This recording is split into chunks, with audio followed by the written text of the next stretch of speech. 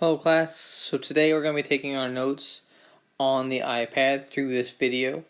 We will be starting a new unit today. Our new unit is on transformations, also known as rigid motions.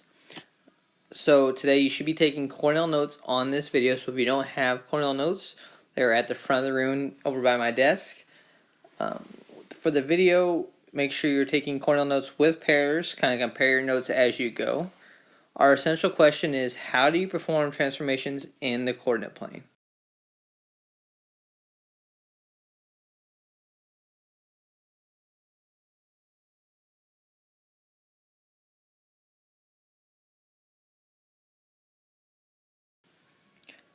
Okay class, we're going to start off talking about a few terms here.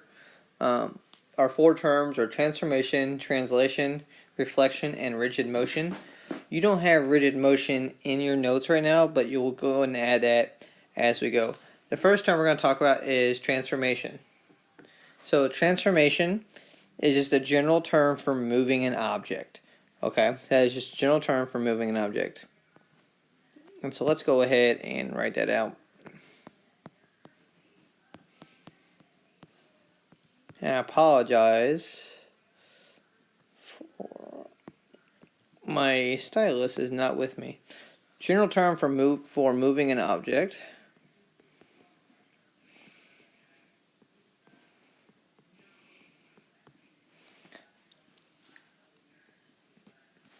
Alright, so that is a transformation. A translation is simply sliding an object. So in this case, if you just take a normal object and slide it,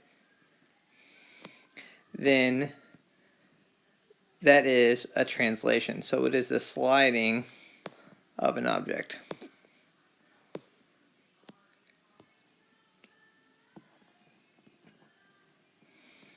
Okay. A reflection is just like you would think of in terms in real world. So an object is reflected across a line of symmetry. So it is moved across a line of symmetry.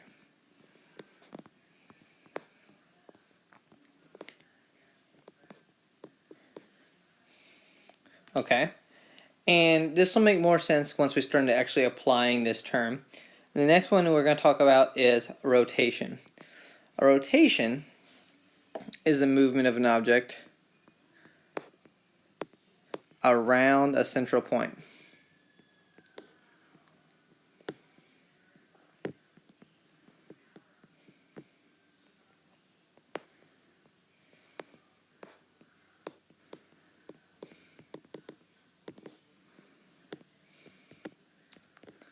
Okay, and then our final term, oops, sorry, that screen's shaking there.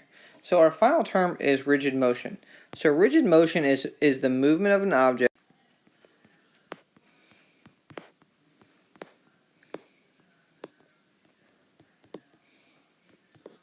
that maintains all the characteristics of the shape.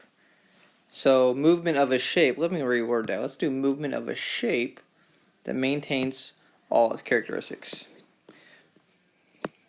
So this will make more sense as well once we start actually doing this. But in general, if you think of it being a right triangle, if I move it and it's still a right triangle, it's still the exact same side lengths and angles, that is a rigid motion. So this is the movement of an object, movement of a shape that maintains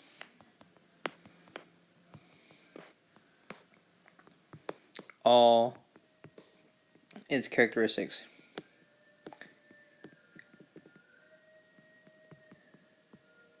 Okay.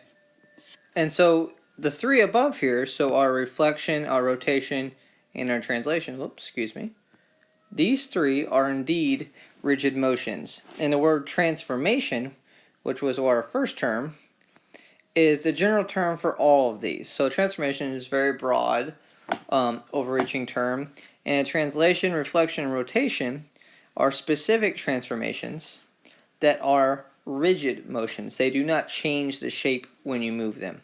And again, these will make more sense once we start applying them. But these are the terms that you will need for your notes.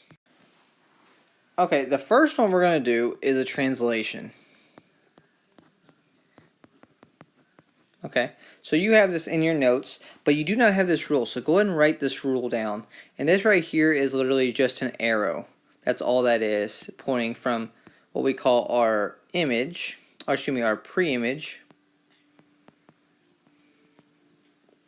And this part right here, this whole section right here, is what we call our image. So we have a pre-image and an image.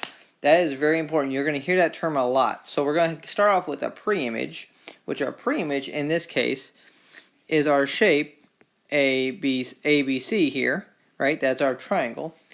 And our image is after we move it. So we'll have our pre-image, ABC, and our image, which will become A prime, B prime, C prime.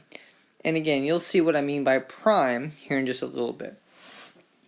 So let's go ahead and do this. So this rule is telling us we're going to subtract 4 to all of our x values, and we're going to subtract y to all of our y values. Now, in this case, I didn't give you the coordinates, so we need the coordinates of A, B, and C.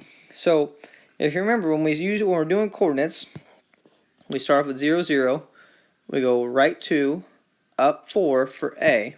So A is 2, 4. And so that new image is going to be, we're going to subtract 4 from the x value, which is going to give me -2, and subtract 3 from the y value, which give me 1. Okay? And we will call that new image, that new point, that is our image, A prime.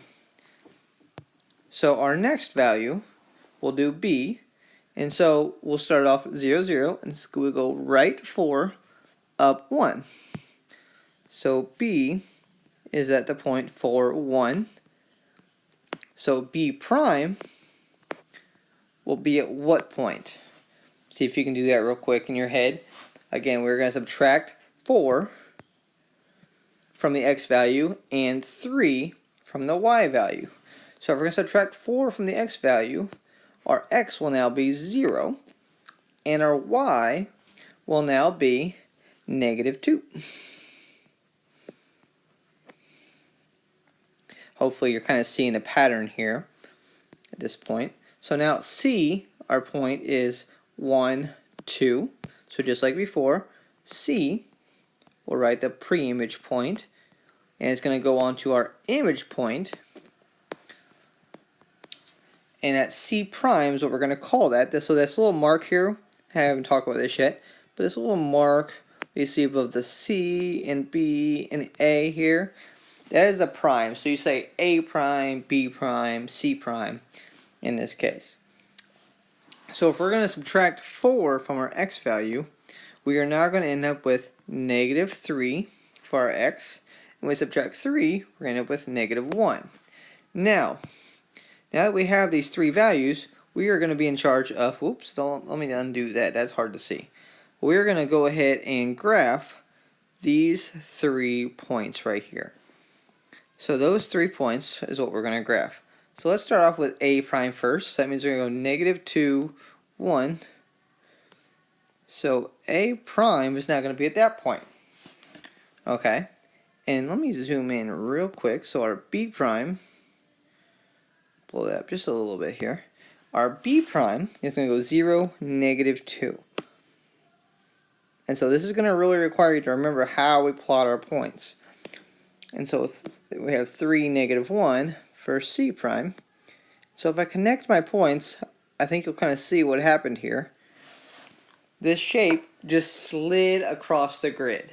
Now, there's a relationship that happens whenever we connect our image and pre-image points. So let me go a different color here. Let's go with a blue. And so now when we connect our A and A prime, you'll notice there's a line there. Now if we connect our C and C prime, whoops, excuse me, and if we connect our B and B prime, you'll notice it kind of almost looks like a 3D figure at this point. But those 3 blue lines, think about what you know about those 3 blue lines. They connect our image and pre-image, and those 3 lines are all parallel, which I think you could identify that. And they are also congruent. So parallel and congruent. And that characteristic will only be true for translations. For reflection and rotation, you'll have different characteristics when you connect your image and pre-image. Now, if I'm going too fast, you can always pause this video and go back and watch it here in a little bit. But I just want to make sure you see that we performed the rule. The rule was negative x. We subtracted 4 from our x's and subtracted 3 from our y's. And we got 3 new points. We put those new points on the grid. And the relationship that showed is that it literally just slid this triangle ABC down kind of to the left. Okay?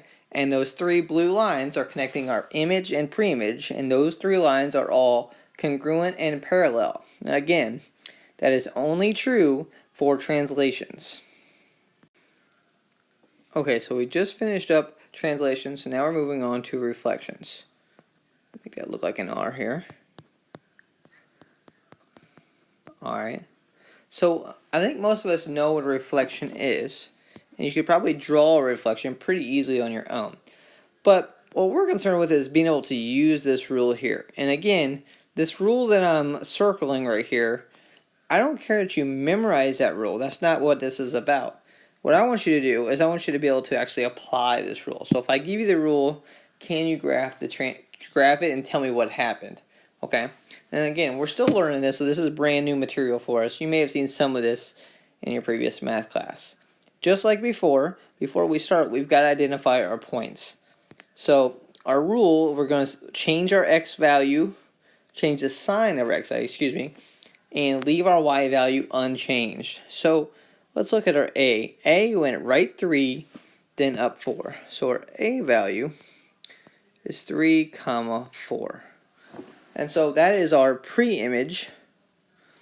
So our image, we are going to perform the rule, which you'll notice this x is a negative x. That doesn't always mean change it to a negative value. It means do the opposite. Okay? So in this case, it was a positive 3, so it'll become a negative 3. And it was a positive 4, which is where I plot this point right here. So our a value went from 3, 4 to negative 3, 4. So let's look at our c value.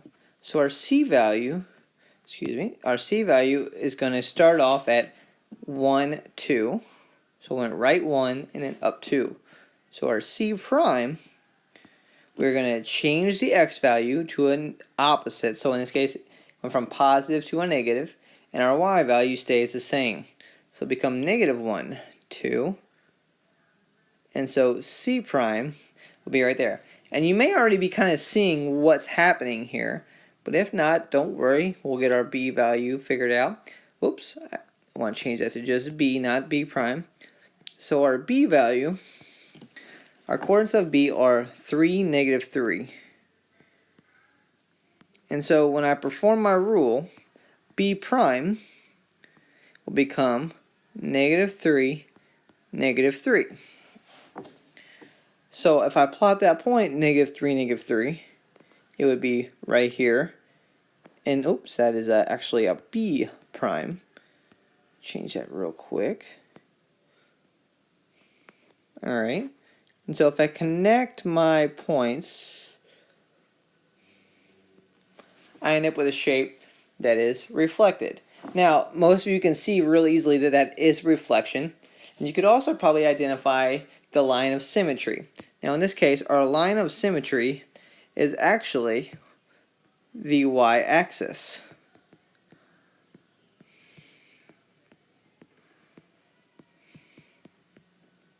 So that is really important. Make sure you add that to your notes. That is our line of symmetry.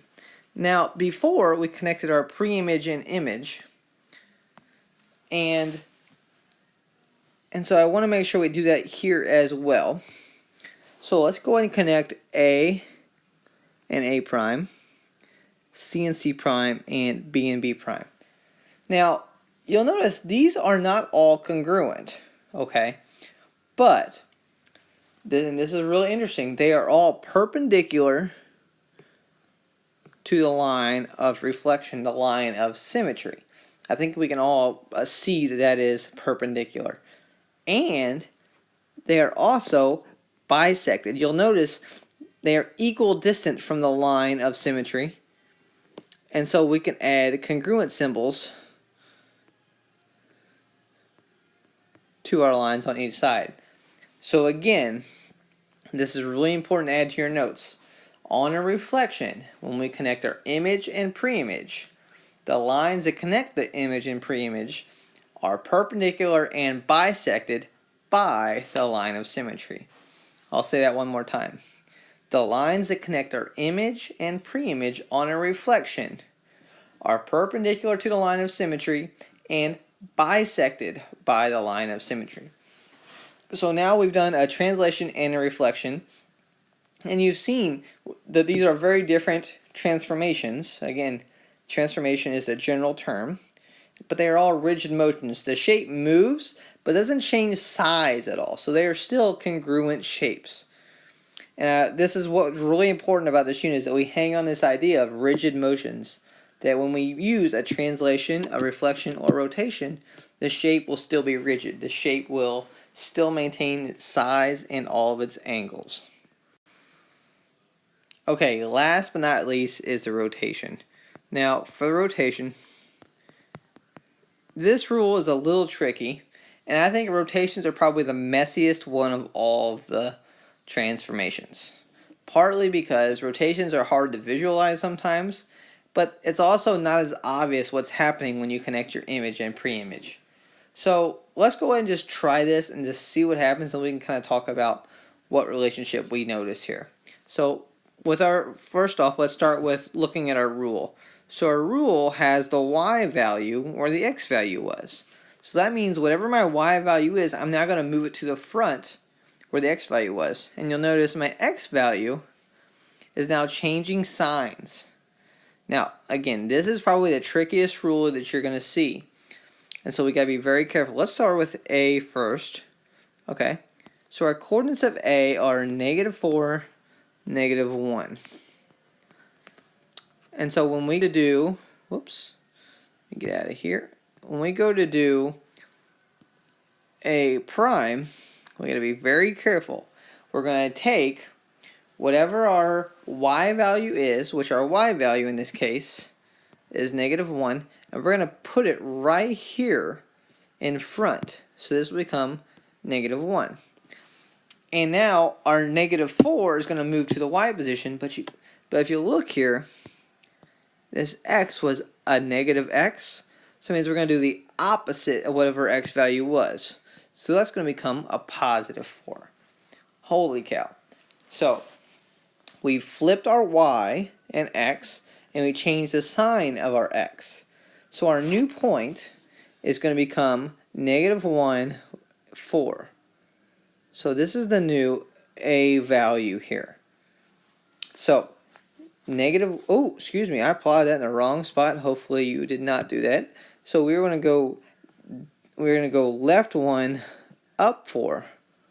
Hopefully you caught that before you wrote it. All right. So that is our a value. So our a value moved from in the third quadrant to the second quadrant. Now let's go and see what our b value does. So our b value was -2, -1, and again, it's going to be just as tricky. We're going to flip our x and y, so our y comes out front, so it's going to become -1, and then my x value is going to change signs to become -1, 2. So my b value is going to be right there. So you can see where a prime and b prime are going to be at. And now you may not be able to visualize what's happening yet, but it's actually rotating 90 degrees in this case around the point 0, 0. So let's plot C and see if you can see that. So if we go to plot C, our C value is -4, -4.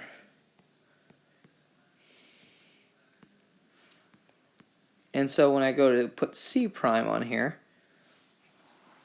C prime is going to switch, right? So in this case, I'll put my -4 for my y value out front, and my x value is going to change to 4. So C prime will move to that point right there. And as we connect, you can see what happened. It actually rotated. So let me get my laser here. C rotated around there, A rotated there, and B rotated there. So it's rotating around this point, 0, 0. So this point right here, 0, 0, is what we call the center of rotation. So this will not necessarily always be the center of rotation, but in this case, the center of rotation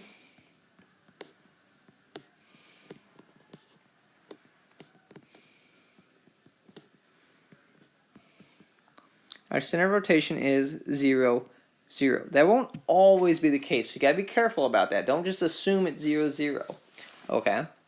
And so one way you can tell that it is a rotation, and again, I apologize because this is going to look really messy here when I start doing this. So I'm going to try and do these all in different colors and be as neat as I can. So my center of rotation is the 0, 0. We just talked about that. So if I connect B to B prime through the center of rotation, you'll see that that is a 90-degree angle. So now if I connect, let me get a different color here. Let's do red. So if I connect A to the center of rotation to A prime, that too is a 90-degree angle. And finally, if I go C, center of rotation, to C prime, we again have a 90-degree angle. So all those points rotated 90 degrees. So let me kind of undo that so it doesn't look nearly as messy. But, so again, a rotation is tricky because partly because of the rules. So we're flipping our x and y value and changing one of our signs. And the rules will look different. When you do your investigation later, you'll see the rules won't always look like this. They might look a little different than this, but which will push it in a different direction, whether it's a 180-degree rotation or a 90-degree rotation in the other direction. But with rotations, that's the way you check. You have to draw lines from the image to the center of rotation to the pre-image, not directly to. Because if you went ahead and directly connected your points, it's not going to look like any of the transformations that we've talked about so far. Okay, so now we have translations, rotations, and reflections. Those are the three things we've talked about so far. Okay, so hopefully you got all of those notes. If for some reason you did not get all of those notes, don't be afraid. Go back and look at the video, replay some of the stuff I was talking about. If you have questions, you can go ahead and ask in the group. If you're unclear about something, hopefully one of the other groups may have understood what we were talking about today. If not, if you did not get that part. But following our notes, so at this point you've probably gotten all the notes down, hopefully, and now you're saying, what am I going to do next? So at the front of the room, there are 3 investigations. There's a rotation investigation, a translation investigation, and a reflection investigation. So for this, I actually wrote down one set for each pair, and I'm now realizing I don't want to do that. So we're actually going to grab each person in your group, so pairs of 2. Each person is going to need their own investigation. So me and my partner are each going to have our own translation investigation worksheet. So you'll grab that worksheet and you'll go and work through that together. So compare answers, talk about it, just like we always do group work in our class. Just make sure we're working together. Use your notes. All right, it's on paper. You've got your paper Cornell notes. Use those. Once you're done with the investigations, you and your partner, so we are doing a partner quiz on this one. This is the one you're going to actually share a piece of paper, okay? So 1 paper per pair. You're going to complete your partner quiz. In this partner quiz, you can use your investigations, you can use your notes, you can use your partner. You can't use any other people in the classroom when you get to the quiz piece. But you've got all these resources. So you've got the video that I showed you, all those things at your disposal. Use those to work through the quiz. If you have any questions at the end of the day, you can ask one of your classmates, but wait till the quiz is complete before you seek understanding on that piece. Okay, I will be back in class on Thursday and help clear up some of the questions you have over this video.